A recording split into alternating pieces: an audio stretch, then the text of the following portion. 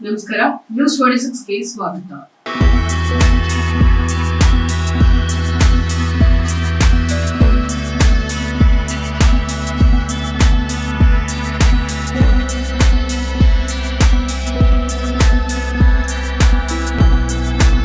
ದಿವಂಗತ ಮಾಜಿ ಮುಖ್ಯಮಂತ್ರಿ ಹಾಗೂ ಈಡಿಗರ ಸಮುದಾಯದ ಮುಖಂಡರಾದ ಎಸ್ ಬಂಗಾರಪ್ಪ ಅವರ ಪುಣ್ಯ ಸ್ಮರಣೆಯನ್ನ ಕೋಲಾರ ಜಿಲ್ಲೆ ಮಾಸ್ತಿ ಗ್ರಾಮದಲ್ಲಿ ಇಂದು ಕೋಲಾರ ಜಿಲ್ಲಾ ಆರ್ಯ ಈಡಿಗರ ಕೌಶಲ್ಯಾಭಿವೃದ್ಧಿ ಸಂಘದ ಅಧ್ಯಕ್ಷರಾದ ಮಾಸ್ತಿ ಬಾರ್ ರಮೇಶ್ ಅಣ್ಣ ಅವರ ನೇತೃತ್ವದಲ್ಲಿ ಹಾಗೂ ಸಮುದಾಯದ ಮುಖಂಡರ ನೇತೃತ್ವದಲ್ಲಿ ಈ ಕಾರ್ಯಕ್ರಮವನ್ನು ನಡೆಸಲಾಯಿತು.